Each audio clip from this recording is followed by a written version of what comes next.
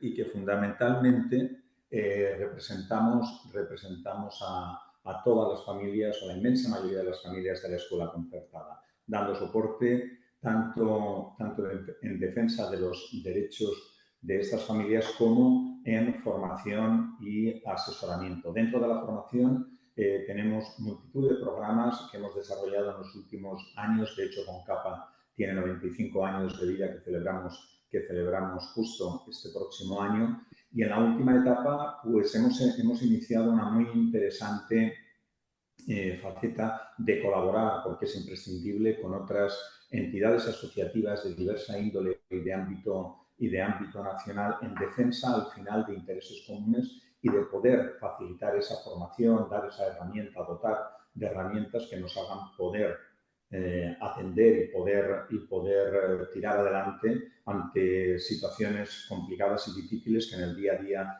en la educación y en la vivencia con nuestros hijos, se producen.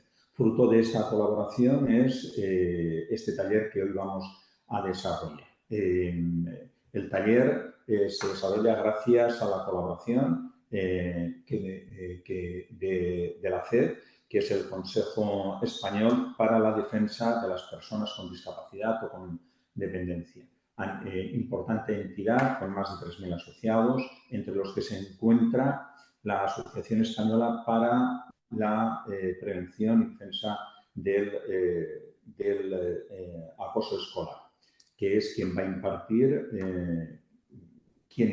su presidente, va a impartir este curso. Dicho lo cual, y sin querer extenderme más, porque el tiempo es corto y tenemos una jornada muy interesante, reiterar las gracias y deciros que va a ser un taller seguro del que todos vamos a aprender. Dejo a Ana Lobo, responsable de comunicación de CEL, la palabra. Muchas gracias, José Antonio. Para nosotros es un placer que forméis parte de CED. Bueno, el CED es una asociación nacional que representa, pues, a cualquier tipo de entidad, organismo o asociación interesado por trabajar por la discapacidad, la dependencia y las personas mayores. AEPAE, la asociación que preside Enrique, es colaboradora de CED. Ha colaborado con nosotros, en otras jornadas de este tipo para la prevención del bullying. Algunas están colgadas en nuestro canal de YouTube y, bueno, entre otras cosas, también CED defiende la educación, la convivencia, la educación ordinaria y de la educación especial. Paso a presentar a Enrique para no tardar más. Enrique Pérez Carrillo de la Cueva es el presidente de AEPAE. Es el fundador y coordinador del Plan Nacional para la Prevención del Acoso Escolar, director de Área de Autodefensa y Autoprotección. Es maestro internacional en defensa personal, premio Master Hall of Fame de USA en el año 2012, a la excelencia en artes marciales y su aplicación en proyectos educativos y sociales. Y también es licenciado en periodismo por la Universidad Europea y autor del libro El acoso escolar mata, coaching infantil y prevención del acoso escolar. Os dejo con Enrique en este taller, que sin duda es de lo más interesante. Bien, gracias Ana, gracias José Antonio y gracias también a CONCAPA. Lo primero, AEPAE es una asociación que lleva ya 20 años trabajando con casi 5.000 víctimas severas. Somos la asociación pionera en España y la creadora y fundadora del Plan Nacional, que nace desde lo privado. O sea, no es un plan público, es un plan que nace de la experiencia de AEPAE, insisto, en los últimos 20 años. Voy a ver si puedo compartir la presentación y empezamos para dejar al final un poco de espacio para dudas y para preguntas. Vamos a ver. Preguntar si se sabe qué es acoso escolar y qué no es acoso escolar. En los últimos años nos encontramos con que incluso los profesores no saben dónde está el límite en qué es acoso y en qué no es acoso. Y eso es un gran problema, porque si no se define muy bien qué es acoso escolar, al final nada es acoso escolar. Empleamos una definición incluso dentro de las aulas de primaria a un niño con 6 años y con 7 años, porque entendemos que si un niño entiende bien qué es acoso escolar, es mucho más sencillo. Es cualquier forma de maltrato, entendiendo el maltrato como cualquier conducta que haga daño. Es cierto que en los últimos 10-15 años se consideraba que era acoso si era físico, pero a raíz del informe Cisneros 10, que es del año 2012, sacó a la luz que el acoso físico es un 10% del acoso general, que es más a veces psicológico, pero que no se percibe porque no es tan visible. Insisto, es cualquier forma de maltrato, entendiendo maltrato como cualquier conducta que haga daño. Bien, el que nos insulten, el que nos peguen, que nos excluyan, que nos intimiden, que nos amenacen, que nos golpeen. Que este maltrato ocurra dentro del entorno escolar, entendiendo cualquier espacio del centro escolar. O sea, no solamente el aula, puede estar en el pasillo, puede ser en cocina, puede ser en el gimnasio, puede ser en el patio, puede ser en la ruta del autobús e incluso en el perímetro cercano al centro escolar, que es responsabilidad del centro escolar. Porque entendamos una cosa, el centro tiene la guardia y custodia de los menores mientras van al centro escolar, desde que entran hasta que salen. Bien, o sea, vuelvo al principio para que sí se quede muy claro el concepto de qué es y qué no es acoso escolar. Cualquier forma de maltrato, cualquier conducta que haga daño, que se produzca en el entorno escolar, en cualquier espacio del centro escolar, que ocurra entre iguales, o sea, entre alumnos del propio centro, pero puede ser de forma ascendente o forma descendente, o sea, que sea dentro del aula o de aulas distintas, que sea reiterado, y esto es un concepto fundamental, porque si no hay un límite a esa reiteración, entonces nada es acoso. Desde ahí tenemos algo muy claro. Si el maltrato pasa una vez, no es acoso escolar, es un hecho puntual. Bien, si pasa 2 veces, puede ser casual, pero si pasa 3 o más veces, ya es acoso escolar por definición, porque empieza a ser sistemático contra el mismo niño o niña. Insisto, si el maltrato ocurre 3 o más veces, ya es acoso escolar. Recuerdo una frase que le dijo un inspector de educación a una madre, que a su hija no la acosaban porque no la pegaban más de 3 veces a la semana. Una frase textual de un inspector a una madre de una víctima severa. O sea, si ocurre 3 o más veces, ya es acoso escolar porque es sistemático, empieza a ser sistemático contra el mismo niño o niña. Que ocurra en un tiempo concreto, no tiene por qué ser sucesivo, o sea, puede pasar un lunes, pero no ocurre más dentro de 5 o 6 días o incluso una semana y ocurre de nuevo. O sea, no tiene por qué ser algo lineal, lunes, martes, miércoles, jueves.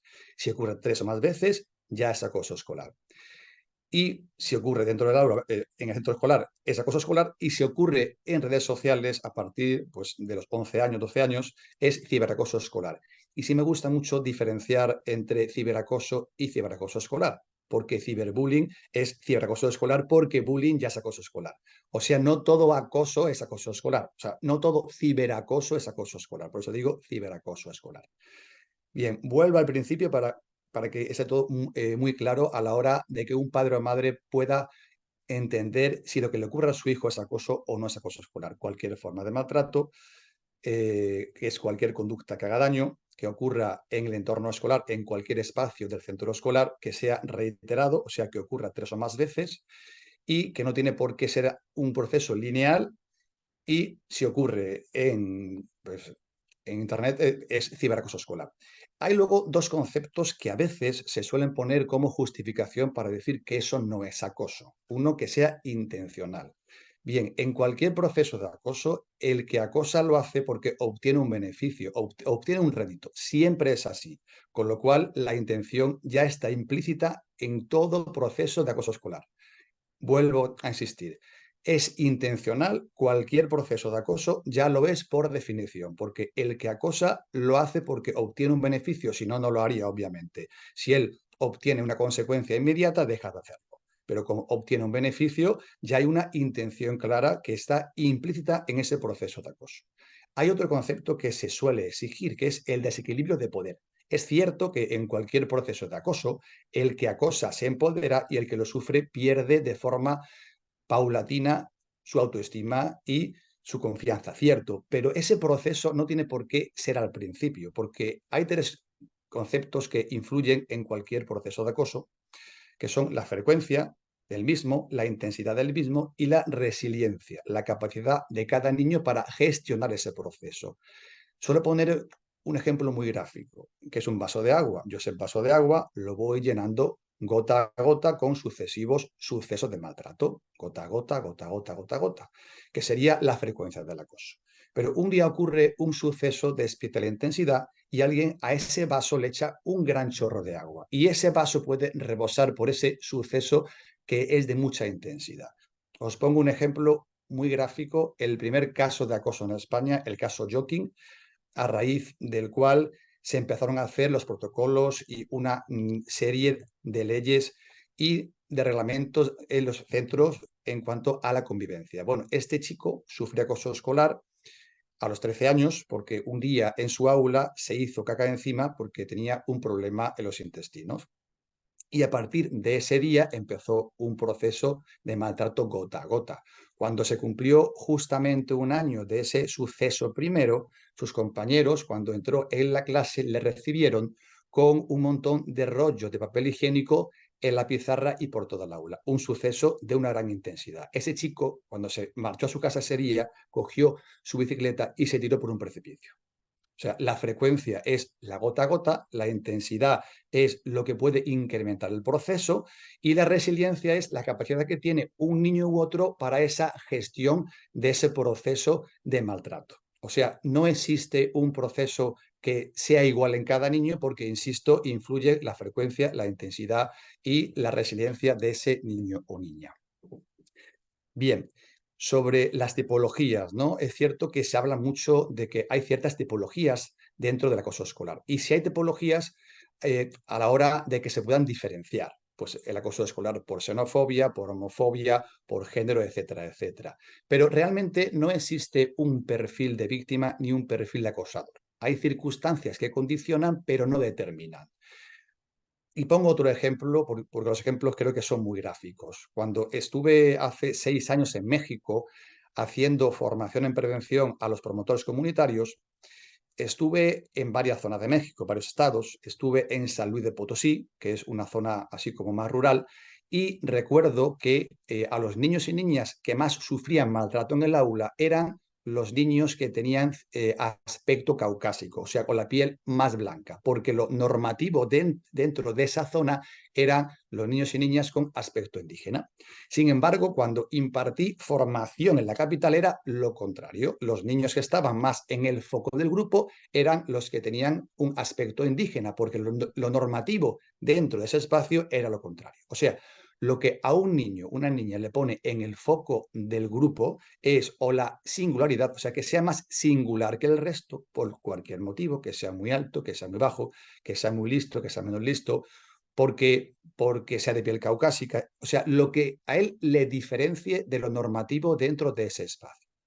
Y, y lo otro sería la oportunidad, un suceso crítico, que un niño, por ejemplo, tropiece en el patio, que un niño se equivoque cuando dice la lección, y ese suceso le pone en el foco del grupo. Se produce una burla por contagio, y si eso pasa una segunda vez, se puede normalizar dentro del aula y ya empezaría un proceso de maltrato reiterado que, insisto, por definición, cuando ocurre como mínimo 3 veces, ya es acoso escolar. O sea, insisto, no existe un perfil específico ni de víctima ni de acosador. Hay circunstancias que lo pueden condicionar, pero no lo determinan. Y las circunstancias que a un niño le ponen en el foco son dos: el que sea singular de lo normativo dentro en su espacio, o que pueda suceder un suceso fortuito que le coloca en el foco de ese grupo de iguales. Ahora me gustaría hablar de algo que creo que es fundamental a la hora de que se pueda detectar en forma temprana si mi hijo o mi hija sufre acoso escolar en ese momento. Hay una serie de señales de alerta que van de las que son menos graves a las que son más graves. Hay 10 señales que hemos reunido, hemos resumido en una especie de decálogo. Y es, bueno, pues con la experiencia de ya 20 años, es lo que nos parece que ha sido más lineal en cuanto en el propio proceso de maltrato. Lo primero y lo más sencillo de ver, obviamente, porque un padre o madre son los que mejor conocen a su hijo o su hija, es cualquier cambio en el comportamiento de nuestro hijo. Si nuestro hijo es un poco tímido, es un poco retraído y de pronto se muestra nervioso, se muestra disruptivo, pues obviamente pasa algo. Igual al contrario, si nuestro hijo es muy alegre, es muy activo, pero de pronto se vuelve más huraño, se encierra en su cuarto, no habla, no comunica, es una señal también de que algo está pasando. Sería una primera señal de alarma. La segunda sería el temor a ir al colegio. Si iba al colegio tranquilamente, pero ya tiene miedo a ir al colegio, es muy probable que sea porque ya no lo percibe como un espacio seguro. Desde ahí ya entraríamos en alguna somatización, que le duela la tripa, que le duela la cabeza, porque ya anticipa que cuando vuelva al colegio le va a ocurrir de nuevo. Y esa anticipación le produce un malestar emocional. Desde ahí, por supuesto, una disminución en el rendimiento escolar. Si ya no le gusta el colegio, si ya no asiste al colegio con interés, pues obviamente baja su rendimiento escolar.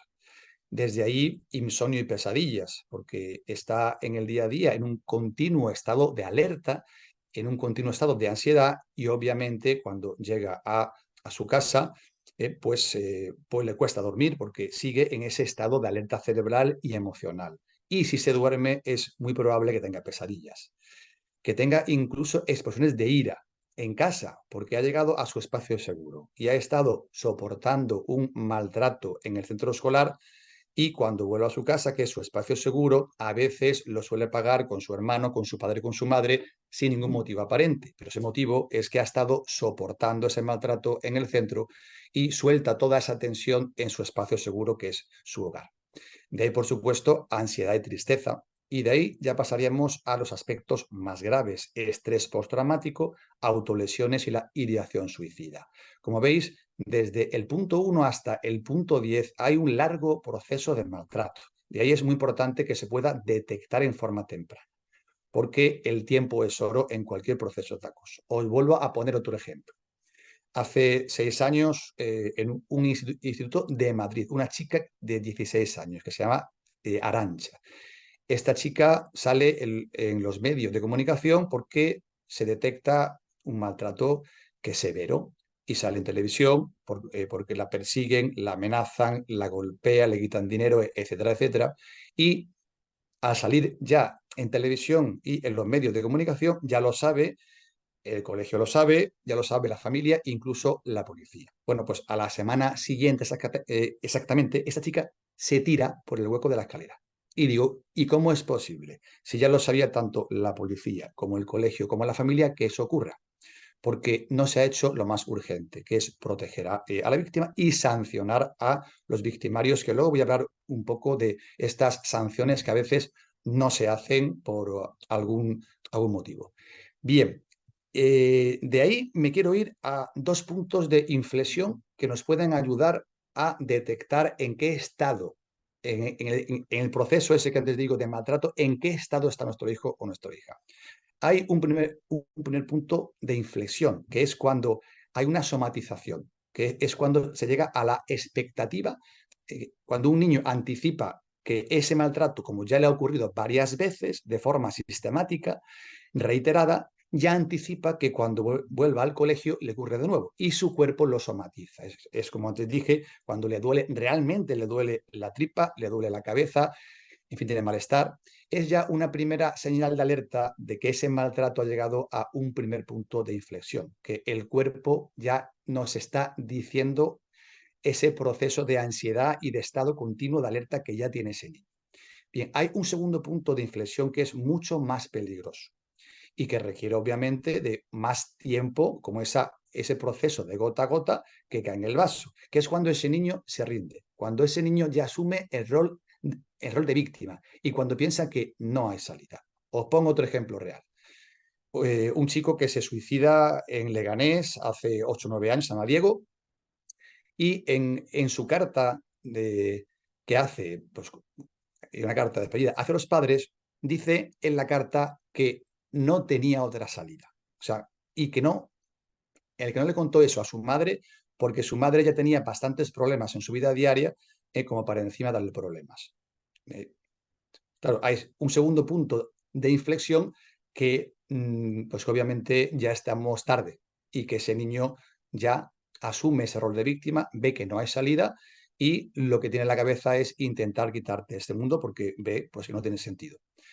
Bien, entonces, si estamos muy atentos al menos al primer punto de inflexión, que es cuando ese niño somatiza esa sensación de ansiedad continua, si conseguimos que se pueda intervenir ya en ese punto, si antes no ha sido posible, pues obviamente aún no estamos en un daño pues que sea de una gravedad en lo emocional y en lo psicológico. Si llegamos ya al segundo punto, pues cuando intervenimos, cuando se detecta que un niño o una niña se autolesiona o tiene un intento de suicidio, pues obviamente ya hay un daño considerable psicológico y emocional. Pero insisto, es muy importante el estar muy atento a las señales de alerta.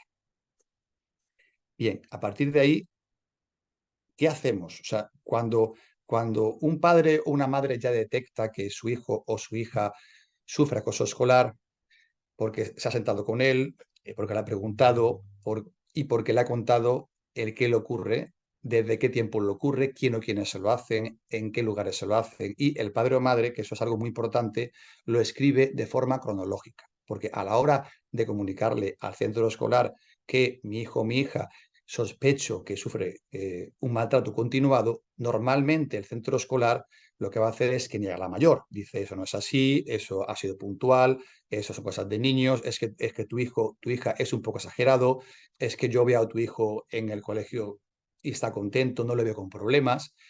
Y de ahí es muy importante que se escriba en forma cronológica, que el niño o la niña, vuestro hijo o hija, os cuente con pelos y señales ese proceso de maltrato, y es muy importante que en esa cronología se diga ese maltrato desde cuándo ocurre, quién o quiénes se lo hacen, en qué lugares se lo hacen, si el niño o niña lo ha comunicado o no al profesor, si ha hecho algo o no el profesor o la profesora. Porque de esa manera, cuando hay un maltrato reiterado, se puede solicitar al centro escolar que abra el protocolo, porque como hay un maltrato reiterado, el centro tiene la obligación de abrir el protocolo por ley. ¿Qué ocurre? Que como suele negar la mayor de que esto no es acoso, de que es un conflicto entre iguales, de que es una pelea, etcétera, de esa manera el centro lo que hace es que el tiempo, el tiempo se alarga e incluso hasta mayo pues no abren ese protocolo. Y ya, si abre en mayo, ¿para qué? Porque estamos ya casi en junio. Es cierto que eso no lo hacen todos los colegios y yo no quiero parecer que lo que digo es un ataque hacia los colegios, no. Pero la experiencia de AEPAE, que es muy larga, puedo deciros que en 8 de cada 10 casos el centro escolar no hace lo correcto ni en tiempo ni en forma. Y eso es un hecho objetivo. Bien, ¿cómo se puede también, cómo un padre puede detectar que su hijo o hija sufre acoso o incluso confirmarlo? Hay herramientas psicométricas. De hecho, en nuestra página web, que es www.aepae.es, hay un test gratuito, un test de incidencia que un padre o madre le puede hacer a su hijo. Es un test que se hace en forma muy rápida, un test anónimo, y que a un padre o madre le dice si su hijo o su hija está en verde, que es que no hay en principio un maltrato escolar, si está en naranja, que ya ocurre algún episodio de maltrato, o si está en rojo, que hay que intervenir rápidamente porque ya es un acoso escolar severo, ¿vale? Este te lo tenéis dentro de la página web de AEPAE. Hay también un test que se puede hacer en el psicólogo, que es el test EBAE o el ABE, ¿vale? Que son test, digamos, más profundos sobre ese proceso de maltrato de ese niño o niña. Bien, cuando un padre o madre va al centro escolar porque detecta que ya ocurre algo, porque su hijo o su hija le ha contado lo que ocurre, lo ha escrito en forma cronológica, lo más rápido y lo más productivo es que se entregue en la secretaría del colegio ese escrito que dice el proceso en el que su hijo ha sufrido acoso escolar. Esa cronología lo tiene que entregar en el colegio, de forma que en secretaría le sellen esa hoja para que él se lleve la hoja y haya constancia de que la familia ya ha comunicado al centro lo que ocurre. Bien, ¿por qué digo esto? Y me pongo de abogado del diablo, porque normalmente a veces se comunica bien vía email o bien se comunica de forma presencial, pero no hay constancia de que se ha comunicado. Y el proceso avanza y vuelvo a insistir, cuando un niño o una niña sufre acoso escolar, el tiempo es oro, porque está la frecuencia y la intensidad. Y si un día hay un suceso de especial intensidad, pues ese daño emocional puede ser terrible. Entonces, de ahí muy importante que los tiempos sean siempre los mínimos posibles, que se acorten los tiempos a la hora de que se denuncie y a la hora de que se inste al centro escolar a que abra el protocolo. Bien, el centro escolar está obligado a abrir ese protocolo. Y el padre o madre tiene derecho a saber ese proceso que se hace dentro del protocolo. Hay una trampa legal que el propio protocolo dice que debe ser confidencial, y es cierto, debe serlo para todo el mundo, excepto para los implicados, que tienen derecho a saber si a su hijo o a su hija se está protegiendo y si se está sancionando también en forma educativa más que punitiva al victimario. Bien, ¿por qué digo esto de que se sancione?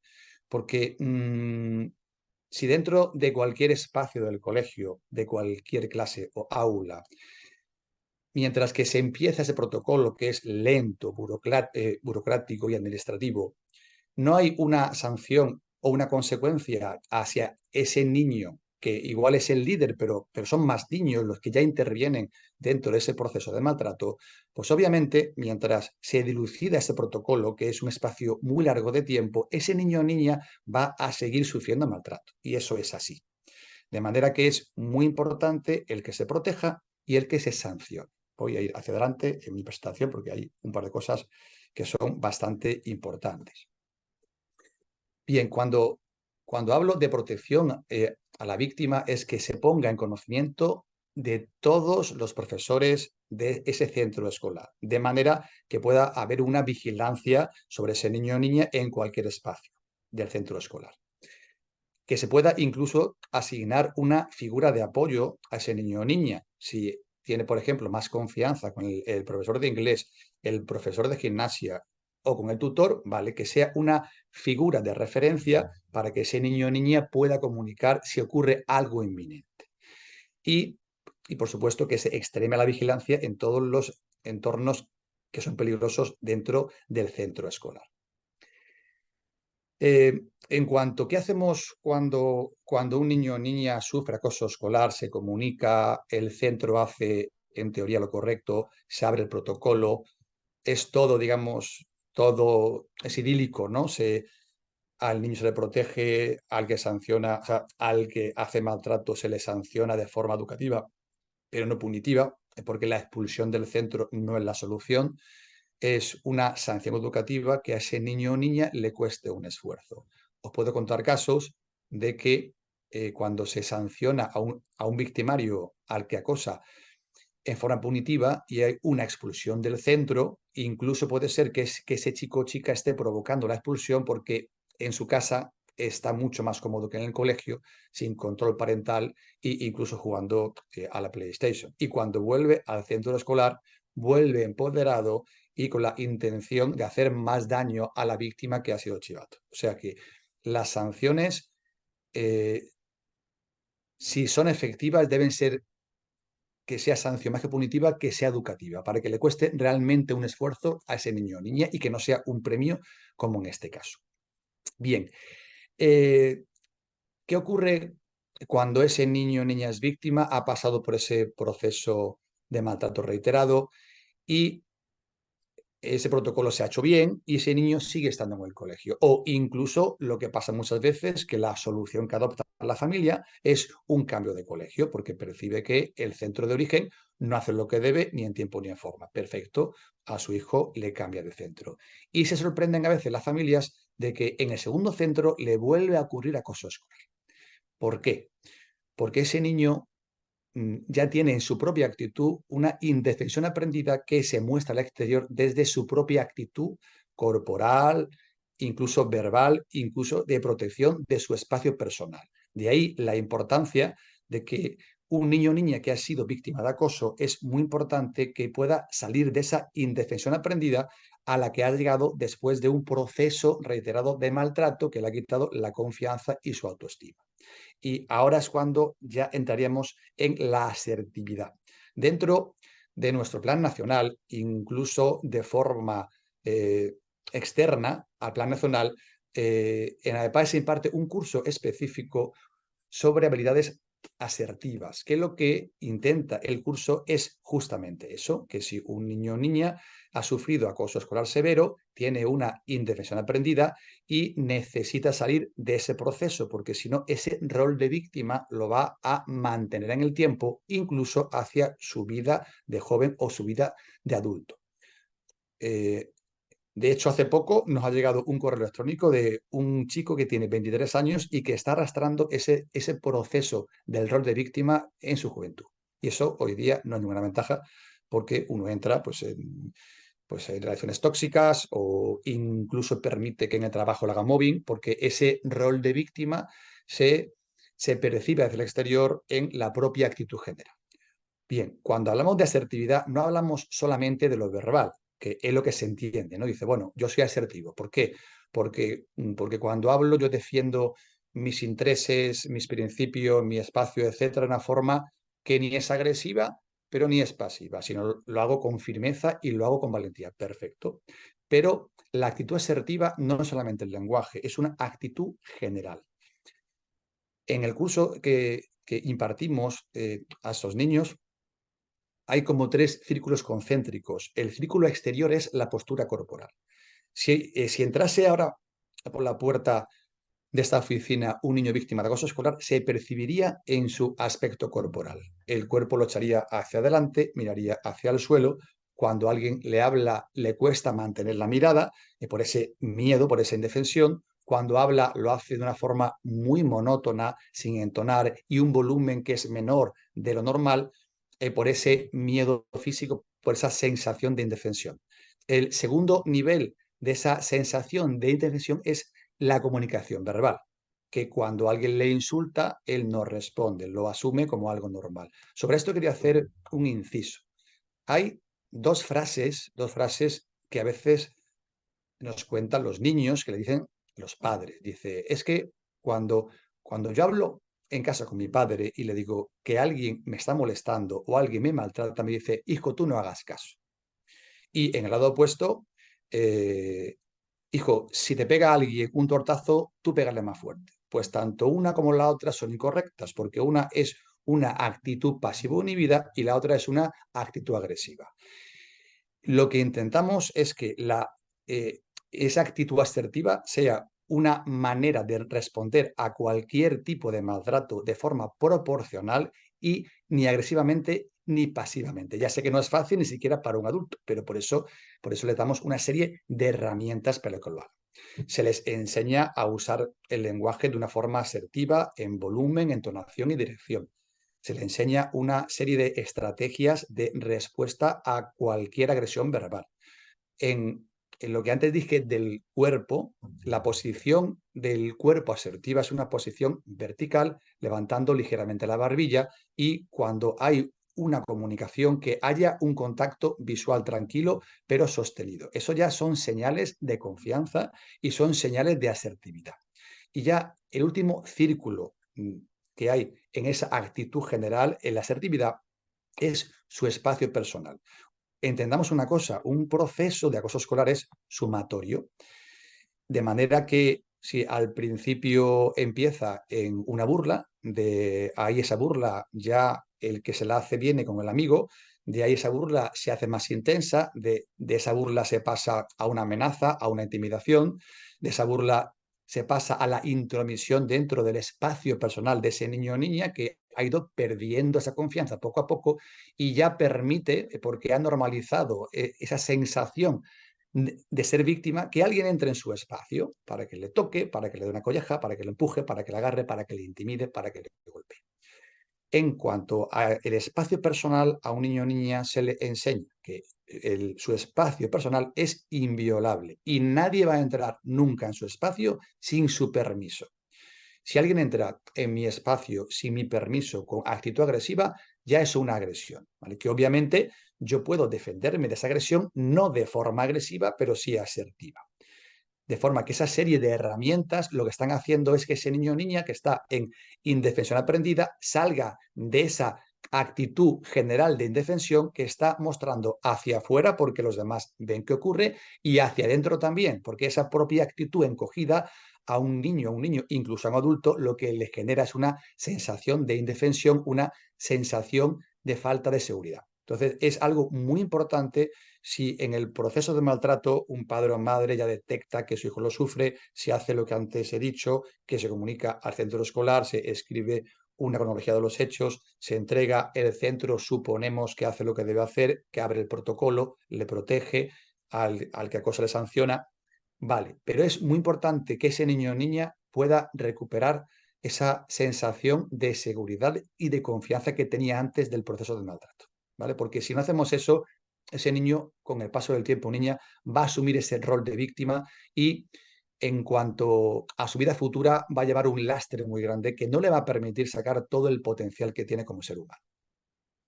Bien. De tiempo vamos bien, ¿no? Son las 7 menos cuarto, ¿verdad?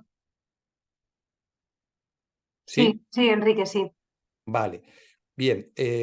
Hay algo también que me gustaría eh, decir, comunicar, que es que insisto en esto, que en la página web de la asociación hay un test de incidencia. Si cualquier padre o madre sospecha o detecta en su hijo alguna señal de alerta, puede entrar dentro en la página web nuestra, www.aepae.es, y en la parte de arriba pone test de incidencia. Si pincha en el test, se abre el test en pantalla, se sienta con su hijo y su hija, le va haciendo las preguntas del test, su hijo o su hija le va contestando, hay 3 opciones de respuesta y al final, de forma automática, el propio test le va a decir si su hijo no sufre acoso, si hay episodios de maltrato o si ya está en rojo y hay que intervenir rápidamente. Y vuelvo a insistir, el tiempo es oro.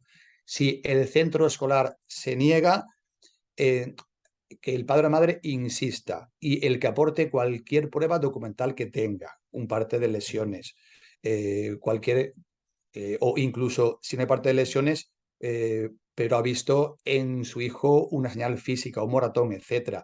Si a su hijo le han quitado en clase material escolar, eh, si el hijo en casa tiene insomnio y pesadillas, que eso se insista y se comunique, porque vuelvo a insistir, el tiempo es oro.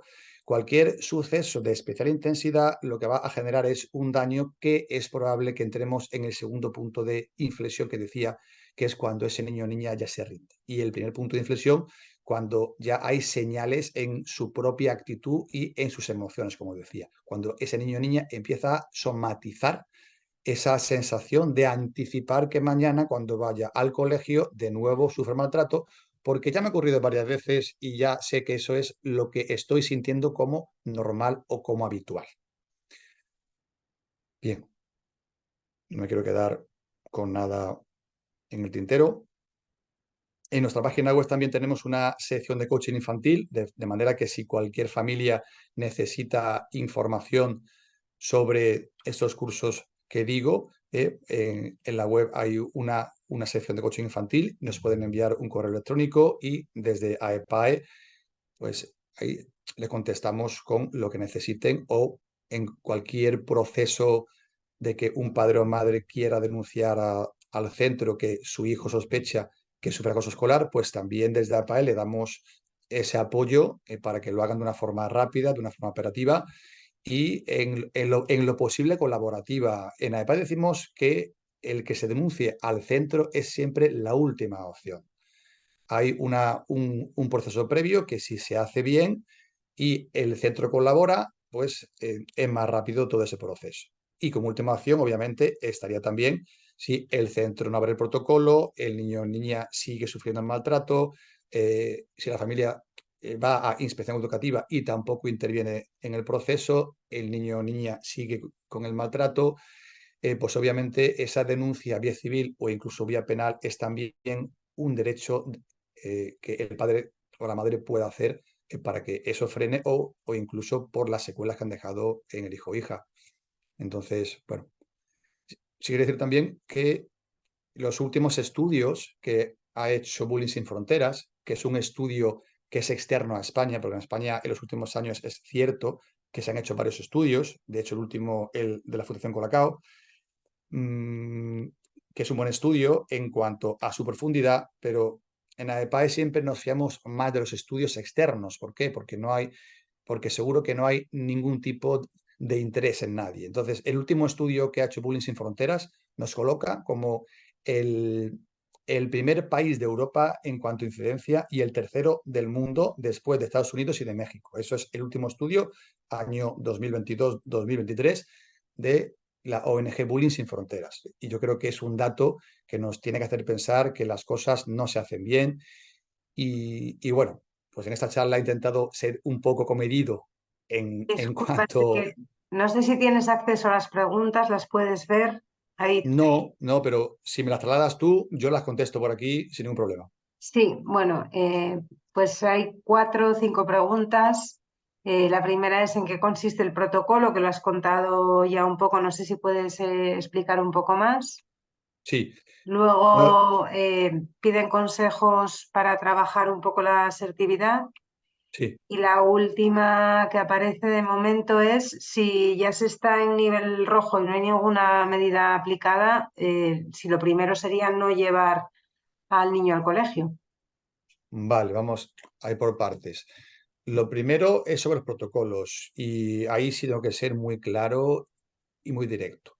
Es que hoy día el protocolo de lo que está sirviendo es para proteger al propio centro escolar, que dice que abre el protocolo, con lo cual ya cualquier suceso que haya después de eso, el centro en ese proceso o en lo que ocurra ya no es responsable.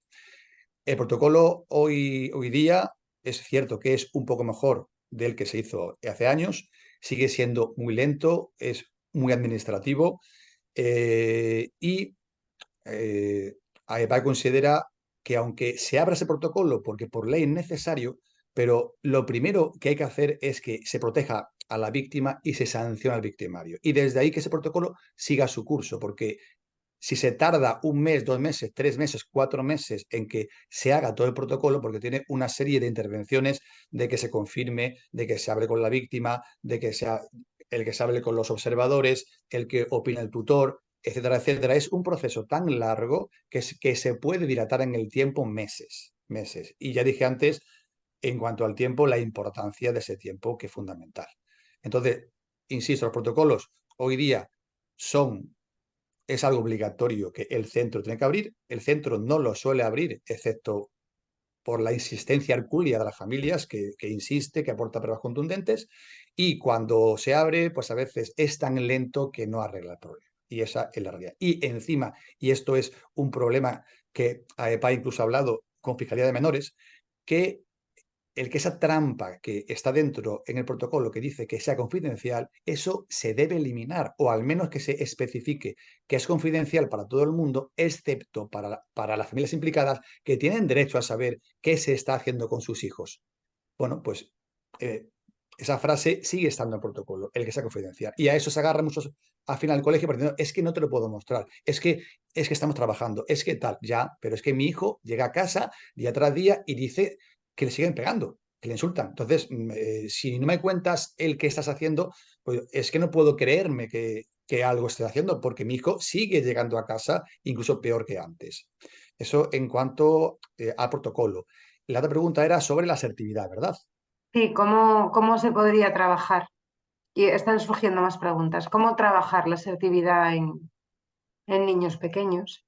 Bueno, pues lo primero es el que entiendan el que tienen derecho a defenderse, pero el que la violencia no es nunca la solución, pero sí tienen el derecho a defenderse en forma asertiva y valiente, que si alguien les insulta, que les responda sin insultar, pero que no se callen, porque hay algo que es muy importante y que a veces no se entiende, que es que cuando el victimario, cuando el que acosa dice una burla a un niño, ahí no solamente está el que hace la burla al otro, están los observadores que están observando qué hace el niño que sufre ese maltrato.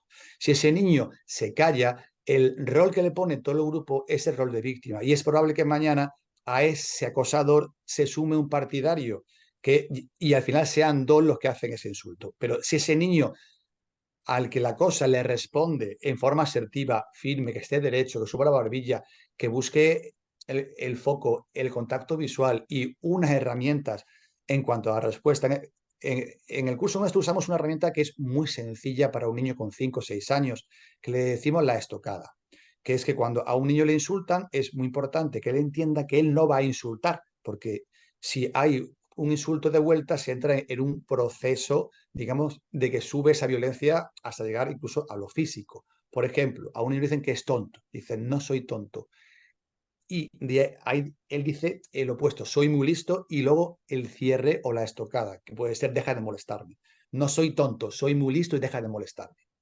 Si esa frase se dice con posición recta, se sube la barbilla, hay un contacto visual, se sube un poco el volumen para darle peso a cada palabra y luego eso se lo cuento al profesor, ya ese niño ya no está asumiendo ese rol de víctima, él va y lo cuenta al adulto, pero él también tiene la sensación de que él puede manejar el conflicto. Fíjate, hay algo que siempre vemos en cuanto a víctimas severas y esto creo que es muy importante, que un niño o niña supera el acoso escolar no cuando sabe que puede, lo hace cuando siente que puede. Porque esa sensación de indefensión, que él sabe que el que acosa va a buscar el momento en el que no está delante el profesor, la tiene mientras él no sienta que tiene herramientas para enfrentar ese maltrato en forma asertiva, aunque luego lo cuente el adulto. En el caso del colectivo con el que trabajamos, bueno, con el que trabajaste, las personas con discapacidad, ¿estos Sí, consejos podrían aplicarse? ¿Serían parecidos o habría que hacer algún tipo de intervención especial? claro, cuando hacemos una intervención en un colectivo como el vuestro, de hecho, hace 5 o 6 años impartimos un curso para la asociación Asperger del campo de Gibraltar. Y claro, ese curso hay que adaptarlo también a la capacidad de cada niño o niña. ¿Por qué? Porque obviamente, pues, en cuanto a su capacidad cognitiva, en cuanto a su capacidad verbal, en cuanto incluso a su forma física, al final tenemos que adaptar esas herramientas a su propia capacidad. Pero, insisto, en ese proceso lo importante es que el niño o niña sienta que puede, porque es cuando cambia esa indefensión aprendida, que es la sensación de que no puedo defenderme porque ya he normalizado el que soy débil o incluso el que me merezco ese maltrato. Y eso es lo más peligroso. Disculpa, y de cara a los padres, ¿las señales para detectarlo podrían ser las mismas? Sí, sí, sí. Claro, al final un padre o madre conoce bien a su hijo. Entonces, mm, eh, si un niño o niña, por ejemplo, tiene cualquier problema motriz en las piernas, etcétera, mm, pero de pronto pierde más el equilibrio y de pronto está más nervioso, pues también es una señal. Al final el padre es el que mejor conoce a su hijo o su hija, pero esas señales suelen ser las más comunes en cualquier proceso de acoso. Preguntan también si en los centros no hay modelos de sanciones disciplinarias para aplicar en casos de acoso. Ahí tenemos algo que en los últimos años ocurre, que es que el centro escolar no se atreve a aplicar la sanción al que acosa, porque le es más cómodo decir que eso no es acoso. Y así no se enfrenta al padre del acosador, que suele ser generalmente más disruptivo que el padre de la víctima. Entonces, ¿qué ocurre? Hay cierta, pues como información que no es cierta, que dicen que si el padre o madre no acepta la sanción, el centro no puede sancionar. No, señor. Cualquier centro educativo tiene su propio reglamento que diferencia entre faltas leves, graves y muy graves. Y el acoso, por su desarrollo, es una falta muy grave. Y en ese reglamento ya viene especificado qué tipo de sanciones más o menos al que acosa el centro puede hacer. Pero el centro se escuda en que, bueno, en que mientras no se confirme ese protocolo, no hay sanción. Al final pasa el tiempo y en 9 de cada 10 casos, el que acosa no recibe ninguna sanción. Y al final, el chico que es víctima es el que tiene que marcharse a otro centro, porque al no haber una sanción al que acosa, la sensación de impunidad sigue en el aula, con lo cual, al final, si no le acosa al de antes, le acosa a otro. Y una última pregunta por ir cerrando. Cuando el padre o la madre del acosador Sí. niegan esa situación, ¿cómo podrían actuar los padres de la persona acosada? Bueno, en el ámbito educativo, el padre o madre en principio no tiene por qué intervenir, es el centro el que tiene que arreglar ese proceso de maltrato. Entonces, en el caso de que un padre o madre, insisto, se niega a que el centro sancione, el padre mandará en su casa, pero en el centro no manda el padre ni la madre. Y en el centro, insisto, hay un reglamento. Si un padre o madre, si no le gusta el reglamento, el próximo curso puede sacar a su hijo del centro. Pero si entra en el centro un padre o madre, ya está aceptando, de hecho, que ese centro tiene un reglamento que se aprobó en consejo escolar y que es el que hay para su hijo, para todos. Si entramos ya más en el ámbito de lo civil o penal, si el que acosa es menor de 14 años, como no es imputable penalmente, el padre o madre puede denunciar a los padres del que acosa por ser los responsables legales de ese niño que aún es menor. Si ese niño tiene 14 años o más, esa denuncia incluso puede hacerse tanto hacia el menor como hacia los padres. Es, En vía civil y en vía penal, aunque no se hace porque es un proceso mucho más costoso a la hora de demostrar la carga de la prueba, etcétera, pero también se puede denunciar por vía penal si un padre o madre ya percibe que su hijo o su hija tiene unas secuelas muy graves y que están documentadas por un informe pericial del psicólogo, del psiquiatra, etcétera, etcétera. O sea que también está la opción de la denuncia por vía civil e incluso por vía penal también. están entrando más preguntas. Yo no sé si nos da tiempo a dos más. Sí, yo por mí no hay ningún problema. Preguntan qué consejo dar a un niño de 7 años al que le están pegando y luego preguntan sobre los síntomas. Son muy parecidos a las características de la adolescencia. Entonces, si crees que es así o que pese a estar en la adolescencia, los síntomas son detectables, más allá bueno, de las características propias de la edad. Mm, eh, a ver, en cuanto al niño con 7 años, eh, es muy importante que entienda, insisto, que él no tiene por qué permitir el maltrato de nadie, que él tiene derecho a decir, basta de decir no. ¿El qué ocurre? Es una frase mucho que nos cuentan los niños que lo sufren, ¿vale? Es que si yo me defiendo, al final me castigan igual que al que acosa. Digo, a ver, si tú te defiendes porque no está delante el adulto, no puedes comunicárselo y ya sufren maltrato, sí tienes derecho a defenderte, no de forma agresiva, pero sí asertiva.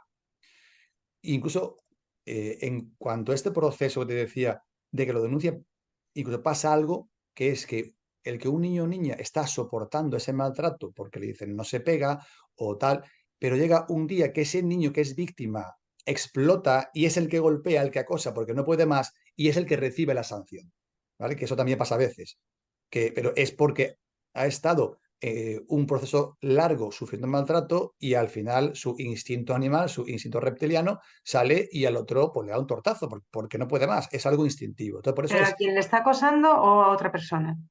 no, el que es víctima sufre acoso y ya Sí, normaliza el acoso, no responde por lo que sea, porque más inhibido, porque en su entorno el mensaje no se pega, etcétera, etcétera. Pero claro, el no se pega debe ir acompañado de no se pega, hijo, muy bien, pero tampoco tienes que dejar que nadie te pegue.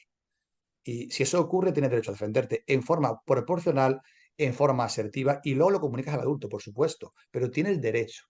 Porque cuando un niño ya el mensaje que tiene es no se pega, incluso puede soportar que alguien le pegue porque tiene ese mensaje dentro. De hecho, hemos tenido víctimas de acoso severo que esa frase de ese niño era tan fuerte que él era incapaz hasta de protegerse, porque esa señal del no se pega, él lo asociaba como que huía de cualquier conflicto. Entonces, cuando alguien le agredía por no entrar en conflicto, yo lo permito y ni actúo y al final ni hago nada, ¿no?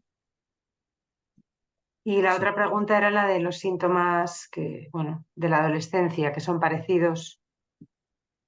Pero parecidos a lo de la infancia. Dice sobre los síntomas, yo creo que tiene que ver con las señales para detectar. Muchos coinciden con las características particulares de la adolescencia.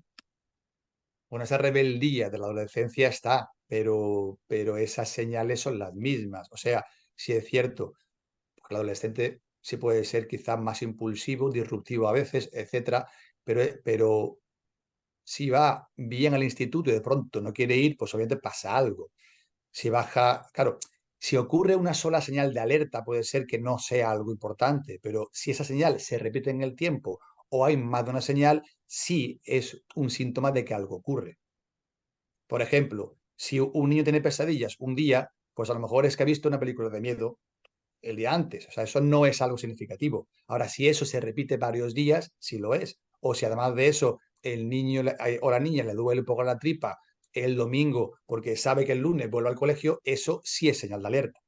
También hay que verlas pues con sentido común. O si un niño le duele la tripa porque le ha sentado mal la comida, obviamente eso no es, pero si una, es una molestia que es recurrente y que en principio no hay ningún motivo que sea orgánico, pues obviamente ahí pasa algo, ¿no? Ahí hay una señal de alerta, ¿no?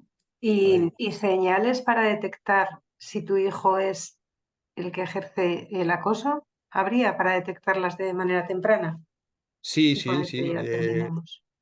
Si un niño es muy disruptivo, si no tiene límites, si no tiene empatía, si siempre quiere jugar el primero, si tiene poca tolerancia a la frustración ante un no, no es que eso ya le haga el que acose, pero obviamente son características que le facilitan que lo haga, porque si no hay límites, al final va a intentar someter a otros en el colegio. Ser el primero en la fila, el que se lleve la pelota, el que si le apetece a otro le quite un sándwich, el que a otro le amenace porque siente que eso es rentable, que es lo que hace el acosador, que esto es muy importante. Cuando un niño se convierte en acosador, no es de un día para otro. Él un día prueba, un día hace una broma, un día incluso casualmente. Eso le funciona, él percibe que de esa forma tiene cierto liderazgo, aunque sea negativo, o incluso consigue ser el primero que juegue, el primero que use material, y si le funciona, pues obviamente lo va a hacer, porque es un niño. Y al final ve que hay un beneficio para esa acción. Siempre que el adulto eso no lo perciba y sea el que lo frene o que otro niño en forma asertiva diga, no, no, tú no juegas siempre el primero, perdona, porque tú no eres mi dueño ni mi jefe. Pero somos todos iguales, entonces un día juegas el primero, pero otro día juego yo o Juan. Entonces, si un niño tiene la capacidad de ser asertivo, incluso le hace un favor al que es agresivo, porque le confronta en forma asertiva. Y ya no encuentra un beneficio para seguir haciendo ese maltrato porque ha obtenido el beneficio que antes en el grupo obtenía, pero ya no obtiene porque alguien le pone freno, pero en forma asertiva. Nos están entrando más preguntas, pero se nos va de la hora, entonces yo creo que, bueno, si hay más dudas, que pueden escribirnos o bien a EPAE o bien a CED. Vuestro correo es contacto@epae.es, ¿no? Si no me equivoco. aepae.es, eso es Voy a contacto ponerlo arroba, por el chat, que nos escriban y, bueno, os haremos llegar las preguntas que nos lleguen. perfecto, Y, y nada, darte las gracias a epae.es, sí. Y voy a eso, dejar también el de CED para que lo pueda tener todo el mundo. Darte las eso es. gracias por este taller. Están dando también las gracias los asistentes al seminario. Yo creo que sobre todo entre padres y madres puede haber mucha duda, mucho temor a que ocurra cualquiera de los dos lados. Y muchas Sí, gracias a todos los asistentes. La gracias a todos también. jornada quedará grabada, quedará registrada y supongo que desde Concapa se enviará el enlace a todo el mundo. Muchas gracias. Gracias, Enrique. Gracias a ti y a los asistentes al taller.